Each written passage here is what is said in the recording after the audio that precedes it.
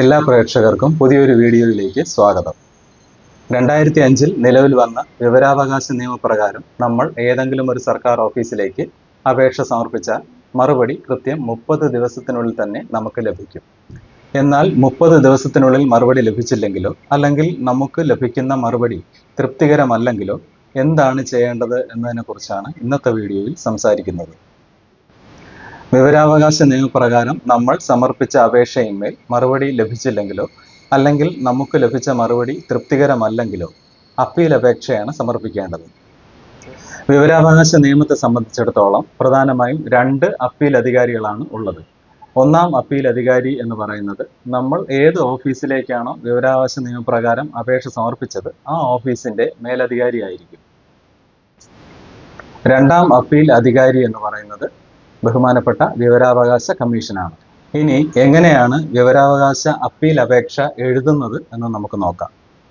വിവരാവകാശ നിയമപ്രകാരമുള്ള അപ്പീൽ അപേക്ഷ എങ്ങനെയാണ് എഴുതുന്നത് എന്ന് നമുക്ക് നോക്കാം.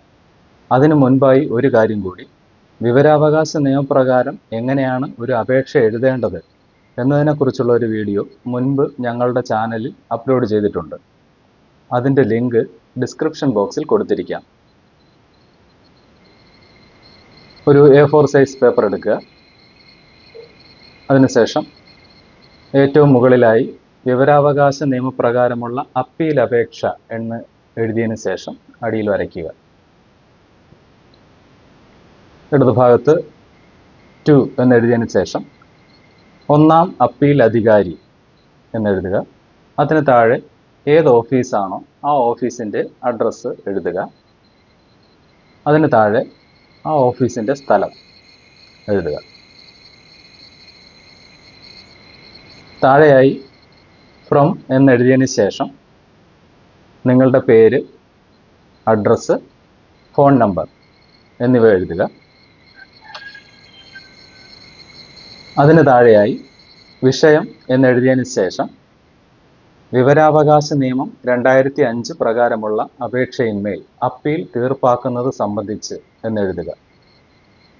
അതിന് താഴെ സർ അല്ലെങ്കിൽ മാഡം എന്നെഴുതിയതിന് ശേഷം എൻ്റെ വിവരാവകാശ അപേക്ഷയിന്മേൽ ആ കാര്യാലയത്തിൽ നിന്നും എനിക്ക് ഒരു മറുപടി ലഭിച്ചിരുന്നു, എന്നാൽ മറുപടി തൃപ്തികരമല്ല. നിങ്ങളുടെ ആവശ്യം ഏതാണോ അത് ഇവിടെ എഴുതുക. ഞാനിവിടെ നിങ്ങൾക്ക് മനസ്സിലാകാൻ വേണ്ടി മറുപടി തൃപ്തികരമല്ല അല്ലെങ്കിൽ ലഭിച്ച പകർപ്പുകൾ, നമ്മൾ ഒരു ഓഫീസിലെ ഡോക്യുമെൻറ്റിൻ്റെ പകർപ്പുകൾ ആവശ്യപ്പെട്ടു, അവർ നമുക്ക് പകർപ്പുകൾ അയച്ചു തന്നപ്പോൾ അതിൽ ആ പകർപ്പുകൾ വ്യക്തമല്ല, അങ്ങനെ ഒരു കാരണം കൊണ്ടും നമുക്ക് അപ്പീൽ അപേക്ഷ സമർപ്പിക്കാൻ കഴിയും. അതല്ലെങ്കിൽ നമ്മൾ അപേക്ഷ സമർപ്പിച്ചു 30 ദിവസം കഴിഞ്ഞിട്ടും മറുപടി നമുക്ക് ലഭിച്ചില്ല, ആ കാരണം കൊണ്ട് നമുക്ക് അപ്പീൽ അപേക്ഷ സമർപ്പിക്കാൻ കഴിയും. അപ്പോൾ നിങ്ങളുടെ ആവശ്യം ഏതാണോ അത് ഇവിടെ മാറ്ററിൽ ചേർക്കുക.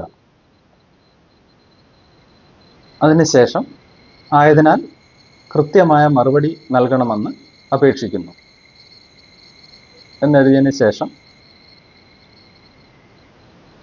പേരെഴുതി അതിന് മുകളിലായി ഒപ്പിടുക. ഇടതുവശത്ത് സ്ഥലം, തീയതി എന്നിവ എഴുതുക. വിവരാവകാശ നിയമപ്രകാരമുള്ള അപ്പീൽ അപേക്ഷ എഴുതുമ്പോൾ അതിന് സ്റ്റാമ്പ് ഒട്ടിക്കേണ്ട ആവശ്യമില്ല. മാത്രമല്ല, വിവരാവകാശ അപ്പീൽ അപേക്ഷ നമ്മൾ സമർപ്പിച്ചു കഴിഞ്ഞാൽ ഇതിനുള്ള മറുപടി 45 ദിവസത്തിനുള്ളിലാണ് നമുക്ക് ലഭിക്കുന്നത്. അപ്പോൾ ഇവിടെ നമ്മൾ ഒന്നാം അപ്പീൽ അധികാരി എന്നാണ് പറഞ്ഞിരിക്കുന്നത്. വിവരാവകാശ നിയമത്തെ സംബന്ധിച്ചിടത്തോളം 2 അപ്പീൽ അധികാരികളാണ് ഉള്ളതെന്ന് ഞാൻ ആദ്യമേ പറഞ്ഞിരുന്നു. അതിൽ രണ്ടാം അപ്പീൽ അധികാരി എന്ന് പറയുന്നത് ബഹുമാനപ്പെട്ട വിവരാവകാശ കമ്മീഷനാണ്. അപ്പോൾ നമ്മൾ ഒന്നാം അപ്പീൽ അധികാരിക്ക് അപേക്ഷ സമർപ്പിച്ചു, നമുക്ക് അതിലും മറുപടി തൃപ്തികരമല്ലെങ്കിൽ നമുക്ക് ബഹുമാനപ്പെട്ട വിവരാവകാശ കമ്മീഷന് രണ്ടാം അപ്പീൽ അപേക്ഷയായി നമുക്ക് അപേക്ഷ സമർപ്പിക്കാനായിട്ട് കഴിയും. അപ്പോൾ രണ്ടാം അപ്പീൽ അധികാരിയുടെ അഡ്രസ്സ് ഞാൻ സ്ക്രീനിൽ കാണിച്ചേക്കാം. ഈ വീഡിയോ ഇഷ്ടമായാൽ ലൈക്ക് ചെയ്യാനും ചാനൽ സബ്സ്ക്രൈബ് ചെയ്യാനും മറക്കരുത്.